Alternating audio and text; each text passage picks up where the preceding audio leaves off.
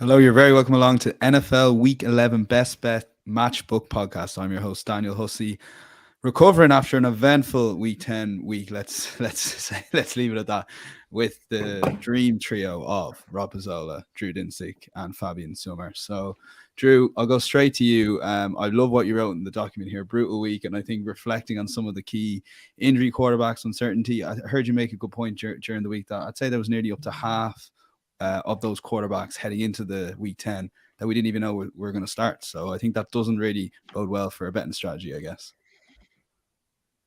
It certainly doesn't. And on top of that, I mean, my best bet was conditioned upon expecting to see Sam Ehlinger out there with the first-time play caller. And in hindsight, shame on me, because the decision to hire Jeff Saturday was probably the only kind of route that would have gotten the Colts back to Matt Ryan, which was obviously the correct decision all along. I was on the wrong end of that one, so that was very frustrating. I mean, Josh Allen called his own number. Bills, what are we doing? As a franchise here, we're really going to put the future of our season in the hands of the player. There needs to be a little bit of reflection. Chargers did it earlier this season. Bill's doing it now. Like, grown-ups in the room need to stand up and just kind of be like, hey man, this is a longer arc. Your availability for this week is not more important than our championship aspirations here. So I don't know what's going on with some of these teams and some of these franchises, but quarterback, kind of knowing and even beyond the quarterback position, player availability and the impact on some players down the roster who you may not necessarily even recognize by name. It seems to at least have had first order impact on a lot of the results last week.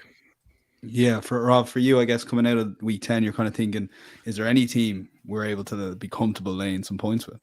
This is like 3 or 4 weeks in a row now where I look at the card every week and I see a bunch of -3s or numbers that are very close to -3. And I just think to myself, this has got to be a pretty bad bet needing this team to win by 4. We just see so many games on a weekly basis that are, not decided by margin. And really, there's just such this huge cluster of teams that are in the middle now that I don't know. It's very different. It's a very different dynamic this year relative to years past, honestly, where I have a hard time pulling the trigger with favorites. And obviously that's going to balance out over a long period of time. Any market is going to adjust to the fact that, hey, maybe the underdogs are performing well now. There's going to be a shift towards them. Favorites will become valuable. But yeah, this is just like on a weekly basis now. I talk myself out of a lot of plays just because I'm like, wow, I can't envision a scenario where this team is consistently winning a game by 4 or more points. And I think that's just a testament to the parity in the NFL this season. Yeah, and Suma, for you, well done, the best bet last week, by the way. And you kind of want to talk a little bit about some of the playoff matchups potentially. Finally, yeah. If we're going to dig into this week, I find it very interesting that we have a few divisional matchups with crazy playoff implications already. I checked 538. They have some kind of a fun playoff probability calculator where you can simulate some stuff with wins, losses, and ties and stuff. And I saw that the Jets-Patriots game has a really wide range in terms of probabilities, and depending on who wins, the Jets could jump from anywhere from 44% to 82% to make the playoffs. Patriots from 17 to 52%, depending on loss or win. And what's also very interesting is that the Bengals have a range of 25 to 56%, which is pretty crazy when you think about it. But when you look at their schedule, it all makes sense. Like after the Steelers game, they faced the Titans, Chiefs, Browns with Deshaun Watson, Buccaneers, Patriots, Bills, and Ravens. I have not checked future schedule metrics, but this might be right up there among the toughest schedules going forward. So yeah, it's basically a crazy must-win game for the Bengals. And last but not least, Chargers, Chiefs. Chargers could go from 40 to 62% with a win against the Chiefs. Massive game for the Chargers. And I tried my best, Drew, to get the Chargers on the slate, but they were mercifully put out. That's to win the West, really. I mean, Chiefs win, they win the West. To close Suma's point though, number one, the most difficult schedule remaining is the Bengals. Now, how good are those teams going to be when we get there? How flat is the NFL earth right now? It's quite flat, but it's just based on kind of market rating. They're a half a point. On average, it's a half a point harder than the next hardest, which is the Cardinals. You sound like the Kyrie of the NFL here. It's weird. This is a weird year with the flat earth NFL thing going on. Yeah. Listen, we will cover 4 marquee games. A lot of the teams we've literally just spoken about, we'll cover. The 4 marquee games is going to be the Cowboys at the Vikings, the Jets at the Patriots, the Eagles at the Colts, and then the Bengals at the Steelers. If you are liking our content, we'd really appreciate a thumbs up, and do get involved with the show. As we see PJ Walker is back. He was quiet there last week after defeat, but usually when they win, he's making his way in the comments, but nowhere to be seen last week. So do get involved, PJ, and anyone else in the YouTube comments. And if you're watching back the live stream, let us know your best bet, your week 11 best bet, and take on the guys and see, can you beat them? So we'll get straight into it and look at the betting that we have at matchbook.com for Cowboys at the Vikings. It's a massive game here, particularly for Dallas. Cowboys are 1.79 favorites, Vikings 2.16. Cowboys laying 2 points against the Vikings at 1.98. The total is 47.5. So look, Suma, we'll head to you first of all with the Cowboys. This is a massive, massive game considering they're third in the NFC East, and it's almost season on the line stuff already. The third in the NFC East is pretty crazy when you think about this. I mean, pretty crazy.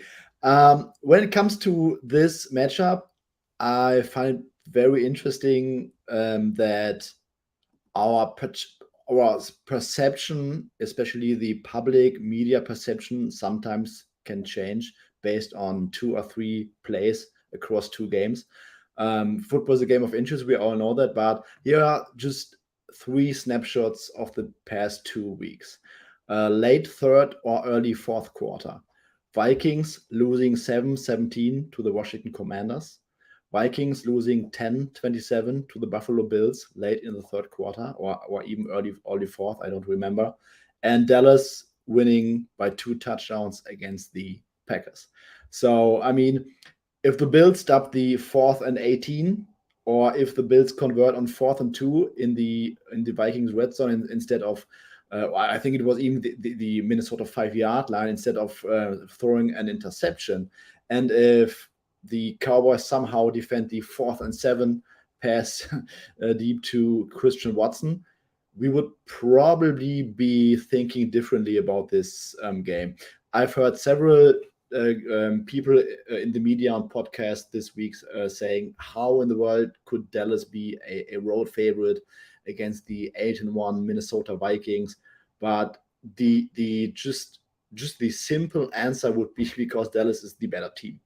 But I really think that the Cowboys offense will have a decent matchup against the Vikings defense. I think the Vikings defense is overrated when you look at their performances on the season so far. They have a decent pass rush, and their pass rush has also, just by watching their games, gotten better in recent weeks.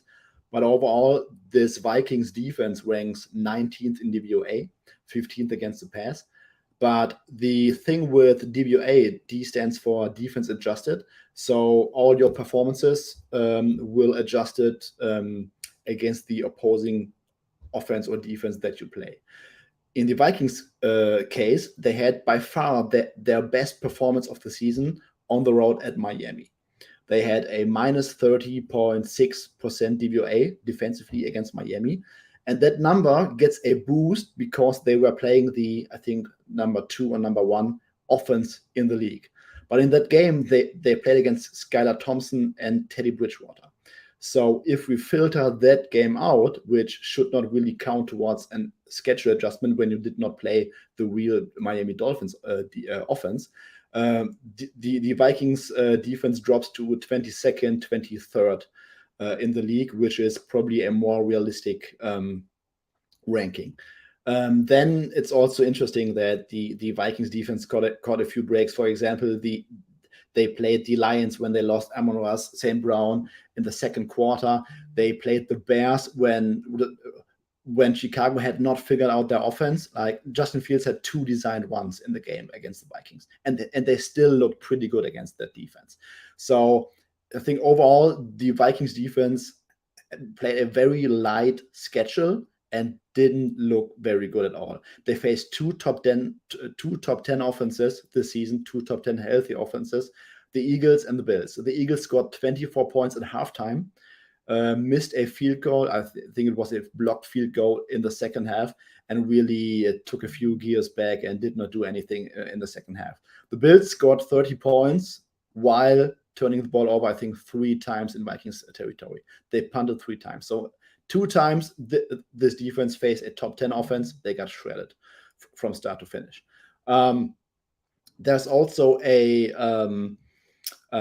realistic chance that on the other side of the ball, Christian Dorisaw might not play this week. He's in the concussion protocol. He's PFF's highest graded offensive lineman across all positions this season. The Vikings offense has not been really good at all. They ranked 21st in early down DVOA, 23rd in early down EPA per play. Lots of their production comes on third down when Kirk Cousins has to play some hero ball and throws the ball deep down to Justin Jefferson like we saw in the Bills game. I also think that Anthony Barr might be back for the Cowboys this week, and it's pretty interesting. This is from True Media. Micah Parsons has rushed the passer 34% of the time when Barr is not on the field this season, compared to 59% of the time when Barr is on the field. So Barr really has an integral role in their linebacking corps, and when Barr's out, Dan Quinn, for whatever reason, thinks that Micah Parsons is or might be better suited in an off-ball linebacker position instead of rushing from the edge. This week, with Anthony Barr being back, we might see Micah Parsons more in an edge role. DeMarcus Lawrence has a foot injury, but Mike McCarthy said that he would play. So we might have Micah Parsons and DeMarcus Lawrence as a edge tandem against a Vikings O-line that might be without the best or without the highest graded offensive lineman in the league right now. And when I put everything together, I think it makes a lot of sense that the Cowboys are favored on the road and at Minnesota. And I also think that this line might still a little bit too short. Okay, Rob, on those points, and while you agree in the numbers back what Suma was saying about the Vikings defense, those turnovers were big moments, and you can put that down to a small bit of luck and Bills maybe giving the ball away, but they were big stop. Basically, I'm saying like the Vikings will get a lot of confidence from those stops, that no matter how close the Cowboys get to goal, that they'll definitely fancy their chances of turning the ball over. They will, but it also overrates the perception of the Vikings going forwards, because they essentially had that game lost. Like Justin Jefferson pulled out a miracle catch in order for them to win the game, and it completely skews what people think of Minnesota, because all of a sudden now they're still on the 1 loss. And listen, I mean, it's really hard to follow Suma with a lot of these breakdowns, because the guy does such a great job of breaking down the entire matchup. It is what it is, but on the surface, he's right. Like if you're looking at, some people will look just at power ratings and they'll say, I got to give Minnesota a home field advantage here. There's no way I can get to this number. But I think if you're going about that, you're going about it in a wrong way, because you have to take the matchup into account. And you also have to take into account how much Minnesota has benefited from luck this year. And I know Vikings fans don't want to hear that, but almost every single team that has an above 500 record in the NFL this year has benefited from luck in some way. That's just the reality of the situation. The Vikings have done it. The Vikings and Giants are exponentially higher than everyone else in the league. I have my own proprietary luck ratings. It's something I like to look at on a weekly basis. Vikings 1, Giants 2. The drop-off from 2 to 3 is the same as the drop-off from 3 to 12. So those teams have been infinitely more lucky than every other team this year. And I just can't get over this matchup. I mean, if you look at Kirk Cousins, not only this year, his entire career, kept clean versus under pressure, it is the largest discrepancy among any quarterback you are going to find in the league. It's not even close. By every measurable metric we have, Kirk Cousins is way worse when he's under pressure. in the games where he's been pressured the most this season was week 2 against Philly, last week against Buffalo. He had 8 turnover-worthy plays in those games, 4 in each of the 2 games. Now, like, if that happens against Dallas and they're going to have 2 or 3 less possessions than the Cowboys, they're going to lose the game. And I do think that the Cowboys pass rush is going to get home here. Even if Darisaw plays, the Cowboys do move Micah Parsons around on the defensive line as well. And the interior of the Vikings line is weak. So I do think that there's a very high likelihood here that Dallas's defense can get home. The other thing I will say, and I've heard this a lot, is Minnesota's run defense. They're good. By their metrics, they are good, and their pass defense is not. People view the Cowboys as this big rushing team, but so much of that was with Cooper Rush as the quarterback earlier this year. If you actually look at their pass rush splits with Dak Prescott at the quarterback position this year, it's way closer to 50-50 relative to when Cooper Rush was there. And in fact, if you look at them on first down this year, they passed 5% more than expected with Dak Prescott on the field. So it's not a team that's just going to pound the rock up the middle and continuously have these, negative EPA plays on first down. They actually pass way more than people expect as well. And this is a secondary that can be thrown on the Minnesota Vikings. So I really like the matchup for Dallas. Now, granted, I like the matchup for Dallas against Green Bay last week, and that didn't work out. But Suma brings up a great point about Anthony Barr not being on the field there. And the fact that I noticed this as a fan during the game, watching Micah Parsons continuously drop into coverage. I don't think that the Cowboys make that mistake again this week. So I think it's a very lopsided, I think Dallas and Minnesota, there's actually not much separating the two teams. But when you put them together, I think Dallas has a pretty lopsided matchup against the Minnesota Vikings. So I like them in this spot. Yeah, Drew, and I guess you can't come away that while Kirk Cousins ultimately made a few brilliant plays towards the end, he did turn over the ball a lot against the Bills that probably should have seen them beaten. Yeah, Kirk Cousins isn't very good. Justin Jefferson is freaking amazing. Right. And Kirk Cousins is the beneficiary of that. So basically what Suma said, what Rob said, Dallas is the side here. I bet Dallas at 1.5. I think fair is close to 3. I have Dallas meaningfully ahead of Minnesota just in a neutral power ratings, and I give Dallas almost every matchup advantage in this particular head-to-head, especially being in Minnesota on that fast track. This Dallas offense should look pretty spunky. Excited to see what they can do. Dallas's defense at full strength, as Suma mentioned, the linebacker position is sort of the key. Seeing Micah Parsons not, as an off-ball linebacker was like, I knew it was happening just because of the way the game was playing out. You don't even really need to be watching the game. And then rewatching that in a little bit closer detail, it was like, what are we doing? And I couldn't have put as good a final point on it as Suma just did about why Quinn was doing that. But I just kind of assumed that they were trying something out and they were going to realize how poorly that worked out. And you were going to get more Parsons as a pass rusher in this game here. I don't know how many more examples Quinn needs to know that just utilize him in that role. Like, stop overthinking it. It's cool that he can do lots of things, but the most disruptive thing he can do is, put him in the pure pass rushing role. So hopefully that's what we see going forward here from the Cowboys. Cowboys defense matched up well against Minnesota last year. Cooper Rush, of course, was the quarterback in that game. That was one of the funnier markets of the year where that flipped across 0 and closed like Minnesota -6 and they lost outright. Kirk Cousins was pretty well contained in that. Justin Jefferson was well contained. They kind of forced Minnesota to operate through Adam Thielen in that game largely.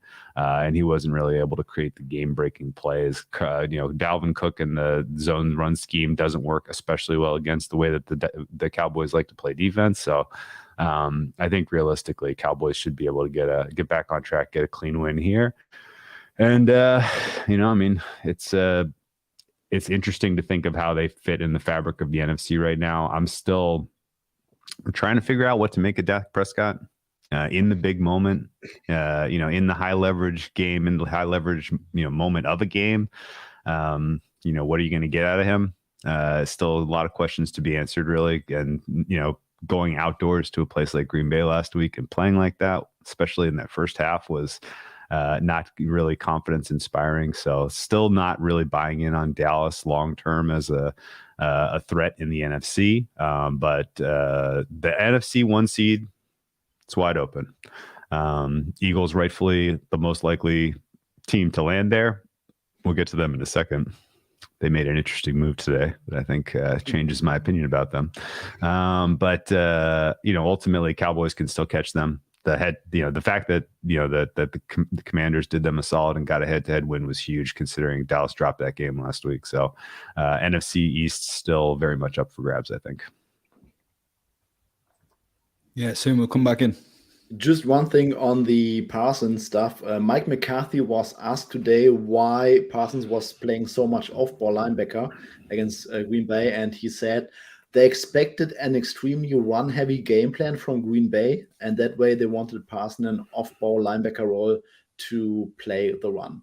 I mean, okay, that's probably somehow that might be a valid argument, but I still can't really believe that they expected such a high run-heavy game plan from the Packers. I think Aaron Rodgers had the fewest passing attempts in a game with over 24 points in his career or something. So hard to believe that they expected this kind of crazy run-heavy game plan, but that was his comment. Okay, the lads are pretty sweet on the Cowboys. We won't lock in an official bet here, given that it is one of the guys' best bets, and I won't give too much away on that. We'll move on to another massive game, and it's the Jets at the Patriots, a rematch from a couple of weeks ago. Let's take a look at the betting as we have it on matchbook.com. Currently, you can back the Jets at just over 6-4, 2.52. The Patriots are 1.61 favorites. The Jets are getting a 3-point head start at 2.02, and the total is 38.5. Rob, we'll go to you for this one. You have a slight lean towards the Patriots here. I do. Now, it's unfortunate that this got bet out to 3.5. Obviously, 3 being a hugely key number in the NFL. A few weeks ago, we talked about this game, and I bet New England in that game. Pretty sure they were my best bet. I bet New England -2.5. They closed -3 on the road. Now we're getting a very similar price with New England at home. Okay, what's changed since then? Honestly, probably we've downgraded the Patriots offense a little bit in market, but these are the same teams that played 3 weeks ago.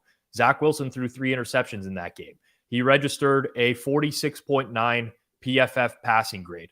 In that game, by the way, the Patriots generated 18 pressures. They only turned 2 into sacks. So that's an 11.1% pressure to sack rate. That's extremely low relative to league average. So it actually could have been a whole lot worse for the Jets offense if those pressures manifested into sacks in that game. Zach Wilson is the worst quarterback in the league versus pressure against the defense that generates a ton of pressure, right on par with the Cowboys after last week.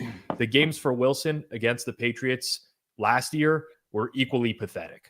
The first was a 4-turnover game. The Jets lost by a combined 60 points to the Patriots last year. Now, granted, their defense is better, but offensively, we've talked about their tackles this year. Mekhi Becton, George Fant, Elijah Vera Tucker, all on IR. Dwayne Brown has not been good at left tackle since returning. He's actually had a very poor season overall. They don't have a single above average offensive lineman other than Connor McGovern at center right now, according to Pro Football Focus grades this season. So I just don't see the path to success for the Jets offense. Now, ultimately, you need the Patriots to win by margin. That's where I'm having a difficult point getting here. Am I worried about Mac Jones against the Jets defense?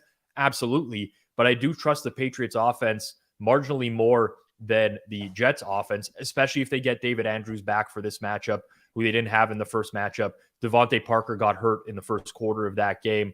The Jets, to me, are still, they're not on the level of the rest of the teams in the AFC East, in my opinion. I think that there is a difference between these two teams, with the Patriots getting home field advantage. I did make this game closer to 4. Now, again, a little bit of the value has been sucked out of the line, but I do think that there's going to be people on opposite sides of this game in general. And I do think that we're going to bounce around from 3 to 3.5, because that hook is going to look very appealing in a low scoring game, right? We have a total in the 30s. You get to take an underdog, at 3.5. I think a lot of people in market will be interested by that. So I don't think there's a rush to bet New England, but I do think that the Patriots are the right side in this game.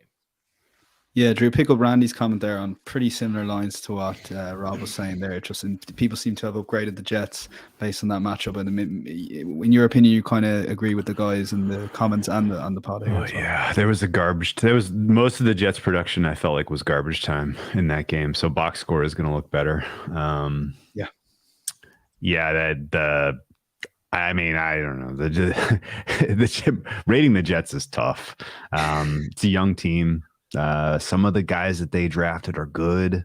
They should keep improving, or they could hit a wall. Like this is a very, very tough team to kind of really put your finger on, except for the quarterback position, because the data is in there's really not a lot that Zach Wilson can do at this point to kind of prove that he is going to be able to make a leap. I know I probably said that at some point in my life about Josh Allen, but here we are again. Zach Wilson, going in a game where he's going up against a below average defense that can't generate pressure, that can't really quite match up with the number of weapons that they can put on the field. Zach Wilson can probably operate and win and at least compete. He beat the Bills, sure. I'd put paying more of that on what Bills were doing, particularly in the pass protection, and some of their scheme decisions offensively were weird in that game. But I think the Pats, Rob brings up a great point. Pats were unbelievably good at generating pressure in the first matchup, but only converted to 2 sacks. However, they did lead the season leading mark in converting throwaways into interceptions. I don't know that we can expect one of those again, but who knows? I would expect that ultimately this is Patriots or pass. And I honestly, this is the time of the season where we should be looking for opportunities to bet on the Patriots, just because they have a coaching staff that is historically amazing at developing the talent on the roster, finding the right roles for players and continuing to kind of just in general get more out of your team than your talent would expect. And that starts with Mac Jones. And if they did not do a serious soul searching, how are we utilizing this player? How are we developing him, and how do we fix what's going on over the bye? Then they criminally misuse their bye, because the entire season from here to the end for the Patriots, and really the entire end chapter of the Belichick, the entire final chapter of his coaching career is going to depend on this decision. They went out and got Mac Jones. They need to develop him into a guy that can, be the answer at quarterback for this team. And the decisions they made in the preseason with the offensive coordinator didn't help. The confidence-shaking move of benching him for Zappe during the Bears game didn't help. They need to sincerely figure out how to fix that experiment. And if Mac Jones shows any sign of life in this game, if he is, operating anywhere close to what we saw the promise of him from last season, then the Patriots are a buy. They're a bet on. They're not out of the mix for the AFC. As crazy as it sounds, you have some really good veteran defensive players combined with some really good young talented defensive backs, and in general, it's, for all we know, we're back to the part of the cycle where defense wins championships in the NFL. So I would not rule them out if they can get more out of Mac Jones, but his level of performance this season has been just atrocious, and I don't know if that's entirely on him considering what they're doing there, but the minute he shows a little bit of signs of life, the minute that kind of team in general comes around him as a leader, this Patriots team is a clear buy signal for game by game, and maybe even to win the East. So we'll see. So we'll pick up that point that I thought was fascinating there, what you said in terms of Bill Belichick and his teams constantly improving, down through the years, for years and years and years. Is that something that you'd try and price into your model, or is it a case of just maybe trying to find spots where the Patriots might be a little bit underrated by something like that? I think there's some truth to it, especially when you look up some of the historic seasons. I think there was one quote from Bill Belichick, I think it was before the COVID season, where he said that his defenses usually take 8 to 9 weeks to be fully conditioned to play up to a game speed. And that was really interesting. And when you go back, his defenses always had a few more games where they performed below average early in the season, and they don't have too many, let's say, dud games later in the season. So I thought that was kind of backed up with data. Coming to this game, I completely agree with what both guys have said. Piggybacking a little bit back to Rob's point about what has changed since the game 3 weeks ago. Pats closed -3. I think it was even shaded towards the Patriots at game time. And Pats were without David Andrews, without Christian Barmore, arguably their two most important interior players on both sides. No Kyle Duggar. Jets will be without Sheldon Rankins this week. Still no Corey Davis out there. So on the injury side of things, the Patriots have even improved since then. And I also think that Bill Belichick has shown us 3 times that his defense is very well suited to be the kryptonite for Zach Wilson.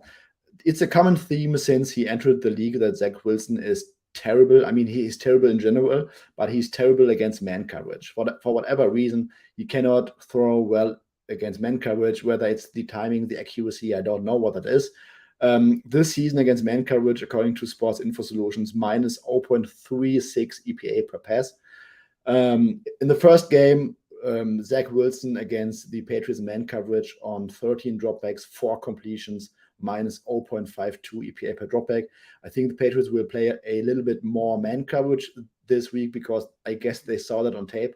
And when it comes to the 2 quarterbacks, I mean, Mac Jones has been really, really bad this season, but I still think that he has a little bit more upside because he's got his starting center back. He's 3 weeks removed from that high ankle sprain. And I just think that the Patriots offense in general, also with their run game, might find a few more solutions to the problem than the Jets offense. Okay, fairly confident shouts there again. I think we'll lock in the Patriots minus 3.0, currently available at 1.89 as an official bet on the Matchbook Pod. We'll move on to game 3, and Drew, we'll come to you first on this one. We'll take a look at the betting that we have at matchbook.com currently. Got the wrong ticker there coming up the back. I'll get to that in a sec. So I'll get to the betting in a minute, Drew. Just talk to us a little bit about the Eagles. They're kind of on fade watch for you at the moment. Yeah, I put that in, and then as I'm typing, ticker comes across the screen that the Eagles have signed Ndamukong Suh. Yes. And I don't know if I'm on an island here. These guys agree or not, but like, I feel like he was quietly one of the more kind of unheralded and important pieces to what the Bucs were doing in their run stop the last handful of seasons. And like, he's just been one of the better defensive players in the NFL for the entirety of his career. And the fact that he's gone this far before he got signed by a team has been strange to me, because I figured all of these teams that have run stop issues, like call Suh, like the guy had it last year. They have, he was playing next to Vita Vea, sure, and people like to like look at the next young guy and be like, we'll give him more shine. But Suh he's just a matchup nightmare in the trenches, and the Eagles kind of bringing him in signifies, to me at least, it answers a huge question that I had, which was, after losing to the Commanders, were they able to kind of look past the flukiness of that result and like kind of internally evaluate, what do we need to fix, right? Because a lot of times, like, we're 8-0. Like, we lost that game because of some fumble luck and some bad refereeing. Like, it's easy to kind of point to externalities and not like self-evaluate in those moments. And instead, it feels like at least the front office was like, okay, looking at our schedule, we have Jonathan Taylor, we have the Green Bay Packers, we have a couple against Saquon Barkley. Like literally it's a who's who of teams that want to run first coming up on the schedule for them. And it's literally like all the bells and whistles, like, alarms going off in my head, like, oh my God, if they don't shore up this run defense, these guys are going to fall out of first, and they may, they may be looking at wild card here. So the fact that they like kind of did some decent self-evaluation and they seem to at least be trying to address that problem is huge, I think, because otherwise this is still a really, really, really talented team. And I went from like finger on the button to fade the Eagles this week, and like just kind of I definitely need to see kind of more from the Colts before I'm buying them. Like, you can say that, you got a rally the troops performance out of them under Saturday last week and beating the Raiders, but you also, the Raiders are such an atrocity that was it really the Colts, or was it more about what the Raiders have out there in terms of talent and scheme? So, I think expecting the Colts to kind of come into this game operate against a talented pass defense like the Eagles and kind of get into the 20s, is asking a lot from Matt Ryan and this group, which has been quite poor this year. So they are healthier. They are, there is a case to be made that the Colts are ultimately at the end of the season going to look more like their preseason prior, where we all kind of expected them to compete and or win outright in a weak AFC South. They may get there under Saturday. It's possible. But I am buyer beware on the Colts this week against an Eagles team that is still like monumental talent gap between these two teams. If it, I'm not saying Suey is even going to come in and make an immediate difference. Taylor still does have a very juicy matchup because some of the Eagles' problems go beyond player, and they're more associated with the defensive coordinator and the way that he kind of adjusts in game in particular. But that said, I still think Eagles, clearly the better team, deserve to be favored in this spot. And, this is an important game to watch, betting it or not betting it, for understanding sort of how both of these teams' seasons will go from here, I think. Yeah, just quickly on the betting, Suma, Eagles 1.37 favors, Colts 3.55. The total is 44.5, but the line on Matchbook anyway currently is 6.5. That's about 10 to 11 in fractional terms, or 1.91 Suma. So does that kind of change your mind on this market? I know you'd seen it just moved to 7 in some other places. Yeah, I'm around 7 for this game after the Dallas Goedert injury. So minus 6.5 would be a number that I would like a little bit. I mean, I don't look ahead lines often, almost never, but I heard on the podcast that this look ahead line was, I think, 10 last week. Yep. So where does this crazy adjustment come from? I mean, we were at 6.5, I think 2 days ago. So it got bet all the way down through the 7 towards 6.5 before we saw some buyback on the Eagles across the market. And I think this adjustment overall, even factoring in the Dallas Goedert injury, was a little bit too much. I mean, the Eagles on Monday night, they just had a game where nothing worked in their favor. I mean, an interception at the Washington 14-yard line that slipped through the hands of A.J. Brown, a fumble after the catch for Dallas Goedert where he got injured, a fumble after the catch on a deep completion, after a deep completion to Kaz Watkins, and a fumble return touchdown to end the game. I mean, just some crazy turnover variance, what the Eagles were probably due for, because they were one of the best teams in terms of turnover differential going into last week. But I think that the final score was a little bit misleading. Washington were converting all the third downs, all the fourth downs, all the third and shorts, whatever.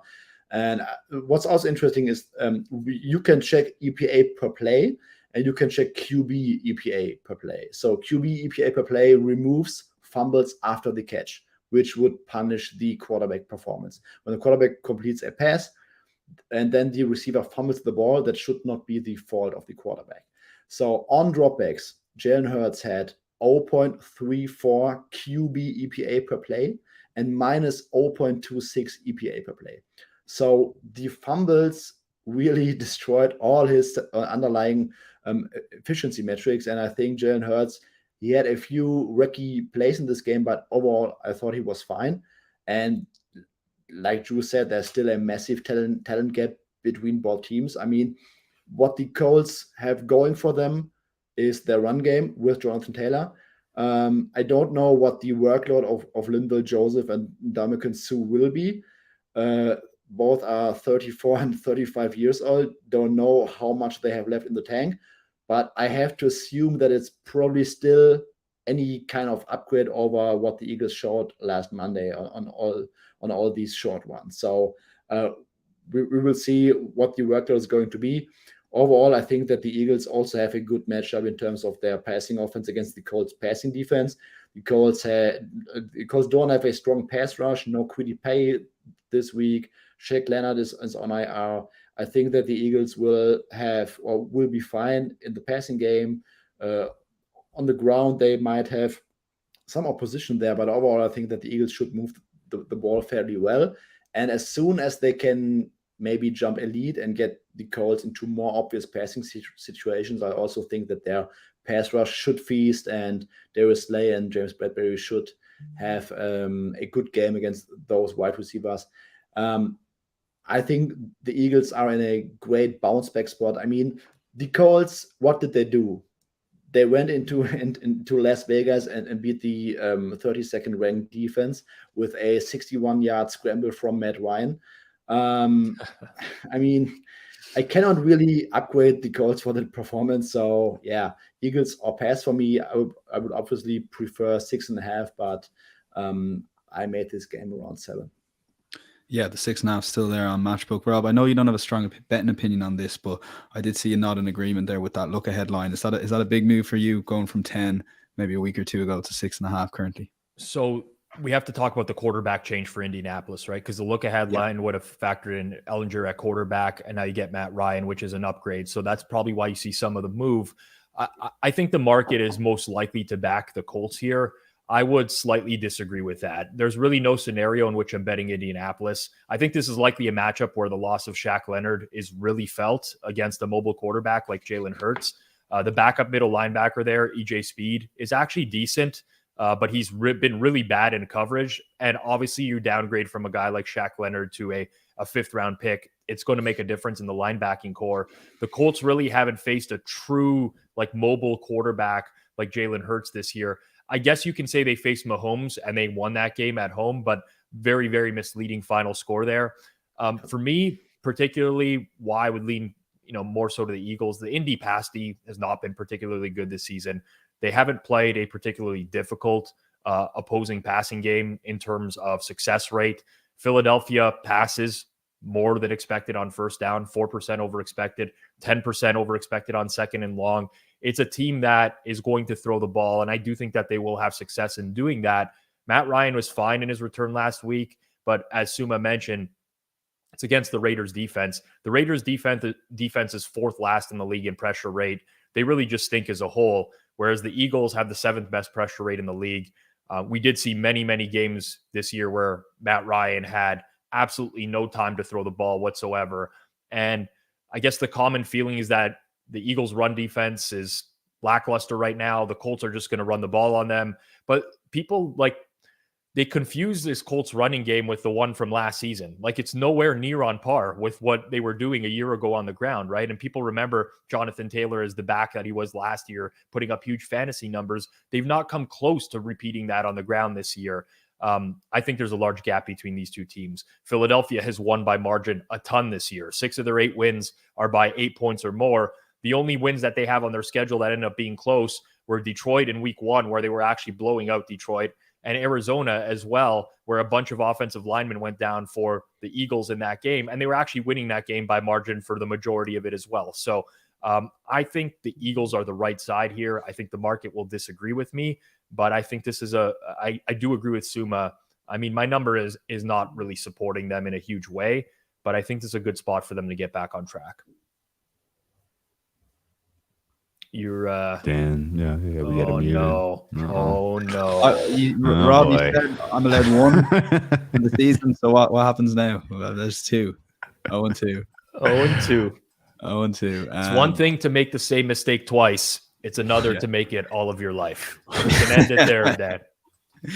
Yeah, fill me once and all that. We're not enough quite there for a bet with Eagles -6.5, and maybe Suma has tipped people over the edge, perhaps. But we won't lock that in as an official bet. We'll move on to the final bet, and we'll go to you, Rob, and this one. Stick with you. Just take a quick look at the betting as we have it at matchbook.com. Currently, we got the Bengals available at just over 1-2 at 1.52. The Steelers available at 2.74. The Steelers are getting a 3.5 point start at 2.02, and the total is 44.5. Rob, I mentioned the 3.5 start for the Steelers, and that's where you're kind of leaning here in this game. I am. Listen, I'll be real with the audience. I think a little bit of the value has been sucked out of the Steelers here with the movement over the course of the week. I was of the opinion that the market hasn't quite caught up yet to the Steelers and the massive difference on defense with TJ Watt on and off the field. We saw that manifest itself last week against New Orleans. Now, granted, Joe Burrow is not Andy Dalton, but the Bengals have struggled with elite pass rushers this season. I mean, if we look back to a few weeks back on Halloween night, Myles Garrett single-handedly decimated the Bengals O-line. Joe Burrow had no time to throw, and the Steelers are more creative in the ways that they use TJ Watt than the Browns are with the way that they rush the quarterback. So I think that could be a problem for Cincinnati's defense. Now, the Bengals are getting healthier on defense coming out of their bye. I would like this matchup a lot more if DJ Reader was out again for the Cincinnati Bengals, because their run D has been extremely suspect ever since he's gotten injured. But there's still enough weakness at cornerback, in my opinion, that the Steelers can attack this Bengals defense. Chidobe Awuzie on IR. I think the Steelers can move the ball when you look at who the Bengals are trotting out at starting corner right now. And I don't think it's any coincidence that Pittsburgh looked good last week against New Orleans, considering the schedule they had played this season, which was basically a gauntlet of good team after good team after good team. And granted, the Bengals are a good team, but now the Steelers are playing with their full capacity of, their biggest weapon on defense, I think, is such a difference maker. I lean pretty strongly to Pittsburgh in this game, but not enough where, if I was going to bet it at this point, it would be relatively small just because of the way that the market has moved over the course of the week. Drew, there's been broad agreement on the podcast today, so I'm delighted Rob threw this game into the running order, because you're going against the Steelers offense here. Yeah, basically low confidence look here. So we're both kind of nibbling on either side. No, you have a fair line here, but I was a little bit of the buyback movement here as this kind of was tickling 3.5, 4. I laid it with Cincy largely because I like the matchup of Cincinnati's defense against Kenny Pickett and company here. I just haven't seen anything really from those guys to warrant the idea that they're going to be able to go toe to toe with an offense that even under duress can still get, into the, mid to high 20s. Wild matchup the first time these two teams played, obviously 6.5 point favorites in favor of the Bengals in Cincinnati. And, off the top of my head, they got sacked like 9 times and had like 3 turnovers, and still probably should have won that game if they converted an extra point at the end of regulation. But their long snapper got hurt, if I remember correctly, and he was, they got blocked kicks like crazy at the end of the regulation. That was a weird game. Nuts, man. Yeah. That was a weird one. There's been a lot of fever dream type of games this season. That was one of them. But either way, I thought, that was a full strength Steelers defense. So you have a little bit of a sample.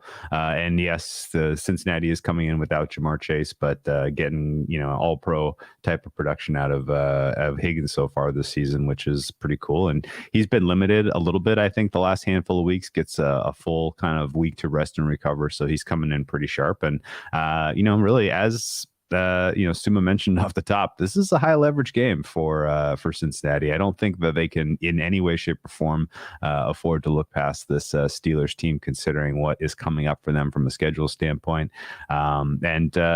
I still have high regard for the Cincinnati Bengals defensive coordinator in terms of how he's able to craft scheme. And I think with a couple of weeks of tape now of what Kenny Pickett can and cannot do well, I'm expecting Cincinnati defense to sort of be the distinguishing unit on the field this week. And so create a couple turnovers, get these guys a couple short fields, and, presumably keep Joe Burrow, from devastating injury. And I think we're in good shape if we're Cincinnati. Okay, Suma, split the difference there. Big decision going on here. Where are you leaning? Not a strong lean because I'm another one. Because I'm in the 3.5 range with this game with Mika Fitzpatrick being back. So a small lean towards the Steelers. I think the Bengals might struggle offensively without Jamar Chase. The Steelers, interestingly, played a lot of cover 2 in their week 1 matchup. I don't know whether that was particularly because Joe Burrow is still very bad against those kind of looks, or because they had TJ Watt. But last week, they also played a little bit more cover 2 compared to the weeks before. So it might be a combination of having TJ Watt back, so you don't need to spend too many resources in the run game to load the box. But also, the Steelers showed that they understood how to beat Joe Burrow in week 1. So with TJ Watt being back, Mika Fitzpatrick being back, DeMonte Casey can play the safety slot role. basically one level or one layer below Mika Fitzpatrick. This defense is almost completely healthy.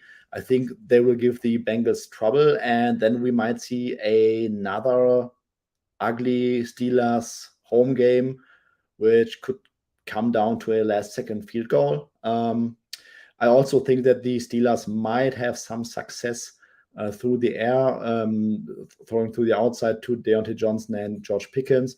With DJ Reader, I don't like the offensive matchup too much, like Rob has said, because DJ Reader makes a monumental difference for this defense against the run.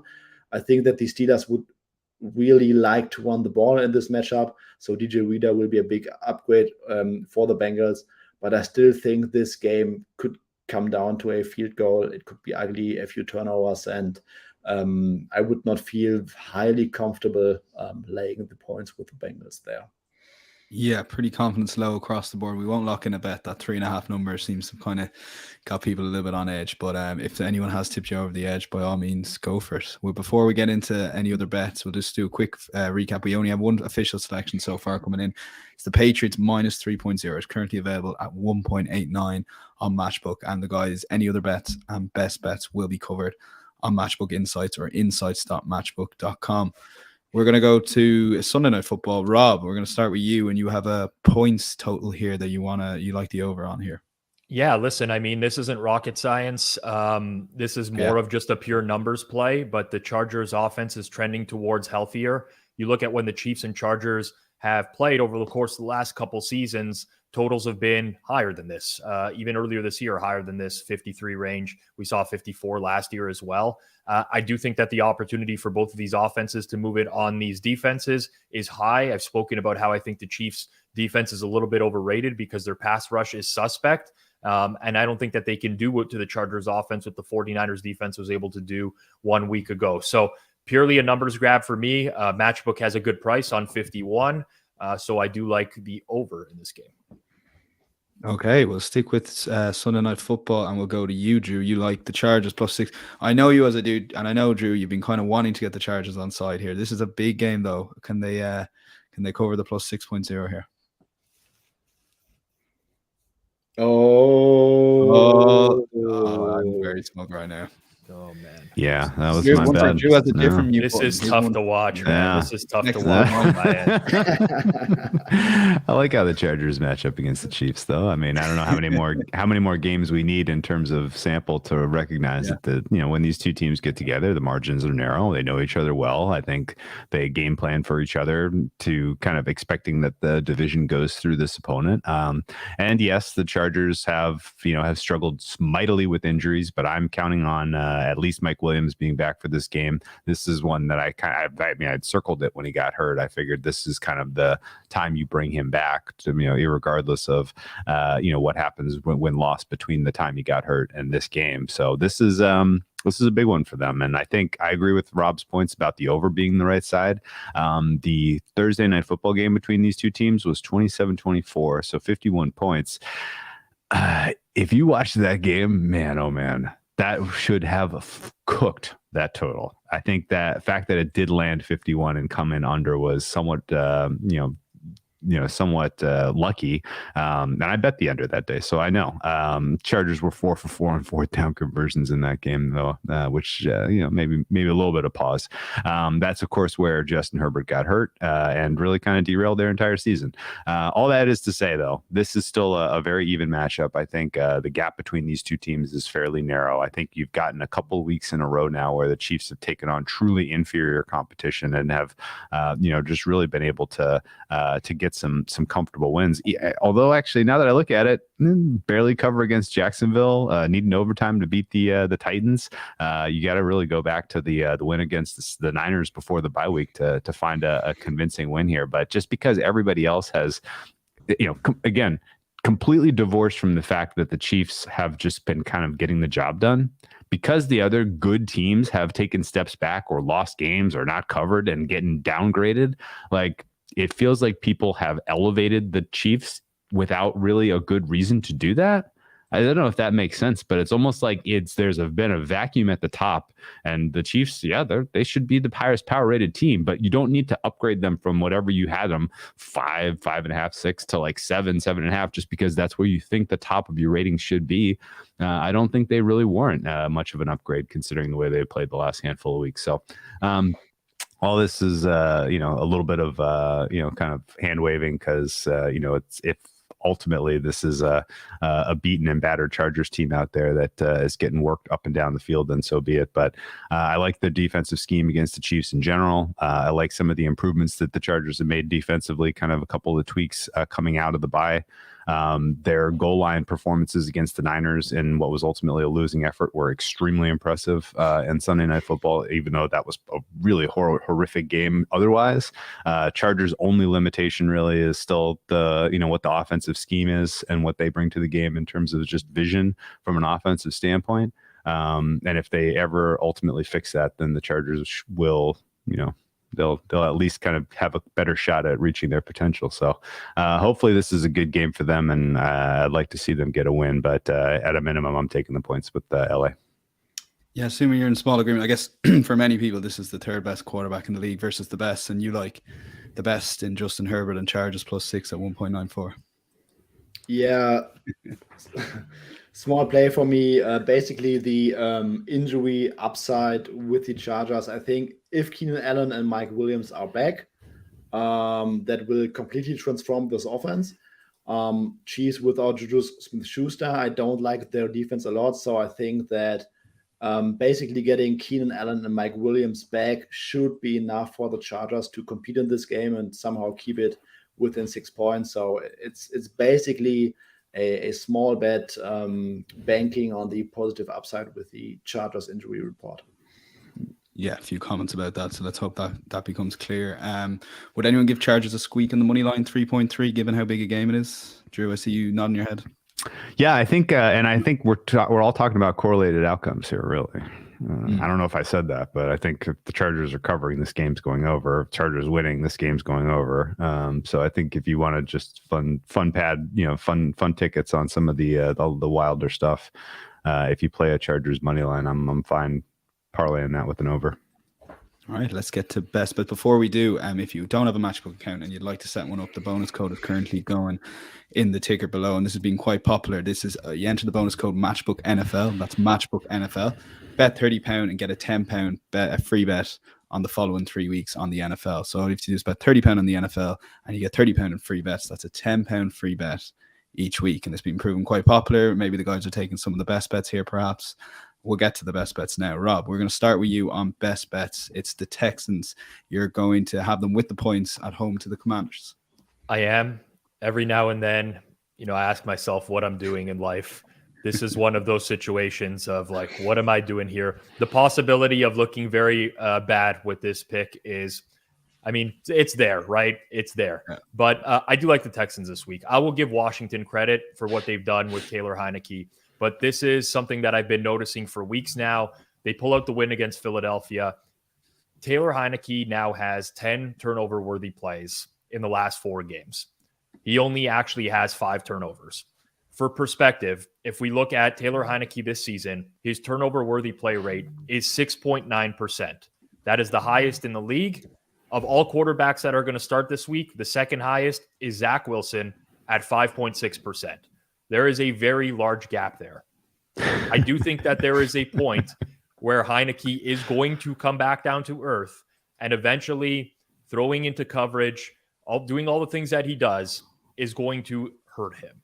Say what you want about Davis Mills. I don't think highly of him, but he does protect the ball. He has a very low turnover-worthy play rate. I think there is a very good possibility the Texans steal possessions in this game. And we haven't gotten to Trendy Rob yet on the Matchbook this week. But we are here. It is Davis Mills. I've talked about this before. 22-game sample in his NFL career. He's played 11 on the road, 11 at home. It might be nothing. It might be something. I'm inclined to believe that it actually is something because in 11 career home games, he has a quarterback rating above 100. In 11 career road games, he has a quarterback rating of 71. His yards per attempt go down 1.3 yards per attempt on the road. His interception rate doubles on the road.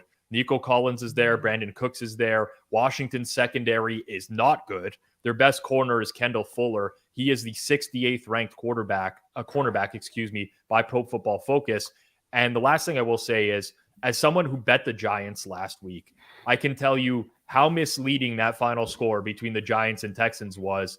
Houston had 6 trips into the red zone in that game. They scored 1 touchdown. I think this is a good bet this week. I made this closer to 2.5. The market might disagree and bet Washington back out again, and I get it, but I'm going to swallow. I'm going to hold my nose here, take the points, and maybe we're laughing about this next week, but I do think this is a great bet. Someone in the comments just said, Trendy Rob is speaking, listen up. And here, I've just added it to my list of bets I'll be backing this week.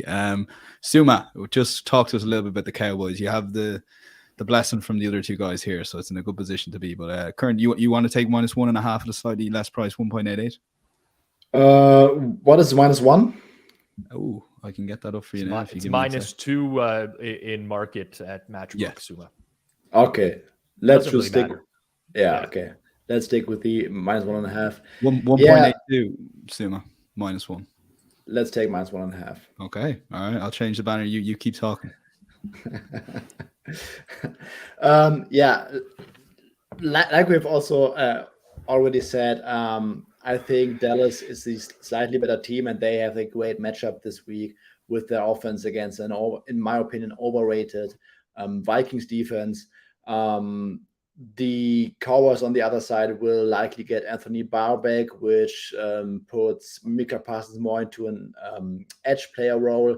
Christian Darrisaw is in the concussion protocol if we don't get any positive news today, and if he logs another DNP, he's likely going to be out this week. Highest graded PFF offensive lineman.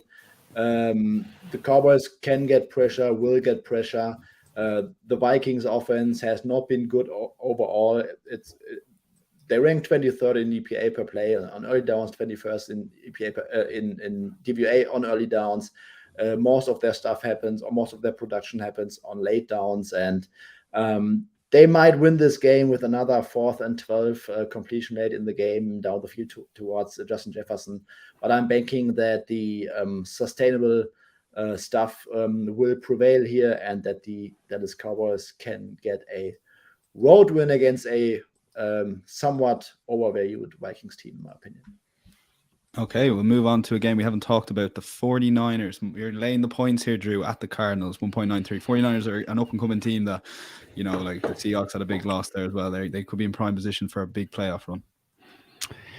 Yeah, this is it was tough to find a best bet this week because all of my numbers are pretty close to market, but this is the one I think that has a little bit of a long tail to the good, and some of it goes back to our point off the top.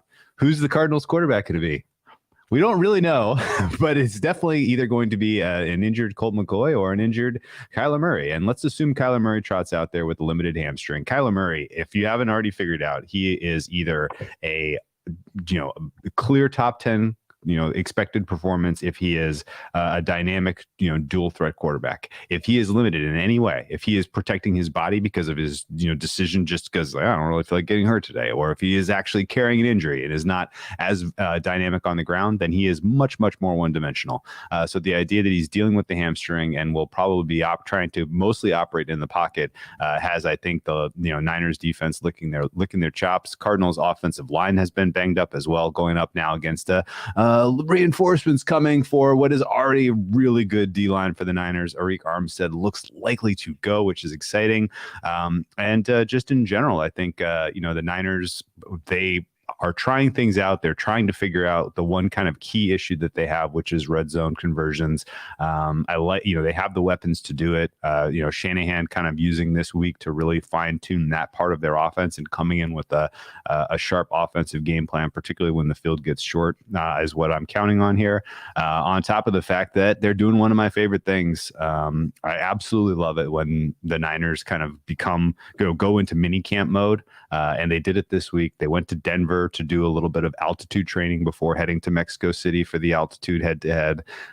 Give me a team that is focused and is thinking progressively against a team that is, ready to call it a season in the Cardinals. I think realistically, my difference between these two teams in terms of power rating is almost 9.5. So I think the fact that you're getting 7.5 on a neutral, I would even sell that up to 8.5, and take some of the juice away. This looks like a multiple score comfortable win here for the Niners, and basically every matchup I look at, I have significant advantage for San Francisco.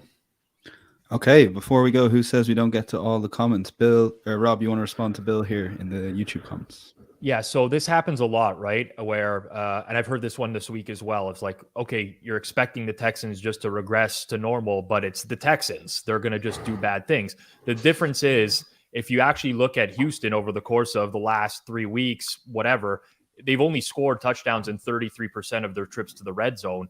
Despite the fact that they are a bad red zone offense, they are much better than that. So they are going to slightly regress positively. I'm not saying that all of a sudden they're going to have 6 trips in the red zone, they're going to score 6 touchdowns, but you're not always going to expect them to get 1 touchdown out of that. Going back to last year, they've scored touchdowns in the red zone on 51% of their trips into the red zone. So, 16% in 1 week, 33% over the course of the past 3 weeks. That's going to find its level. Yeah, that sounds good to me. And Rob, before we go, I meant to have this written down in the intro, but got carried away as usual. Week 10 takeaways. We do bet actual dollars in this league. Is that correct? We wager for some of us, we wager hard-earned dollars on this. Yeah. Others, we just wager dollars. Yeah, yes. I will just add, anyone that bet the Texans last week, I will give you a true accuracy win. If your bookie comes asking for money, just that was a loss, guys. That was a loss. That wasn't a real, that shouldn't count. Show them the box score. Just show them the box score of the game and say, no one would argue this was a true accuracy win. Yeah. If anyone hasn't seen the Family Guy, Peter Griffith going in saying, "I'd like to place $100 bet, please." You haven't picked a team? Nah, just keep it. That just resonated so much with me Monday morning. My thanks to Rob, my thanks to Drew, my thanks to Suma. We do love the NFL. It's brilliant to watch. Matchbook Insight is the best place to catch all the guys' recap bets in case you missed any or whatever. We'll be back same time, same place next week. But for now, enjoy the weekend. We'll chat to you Thursday. Bye-bye.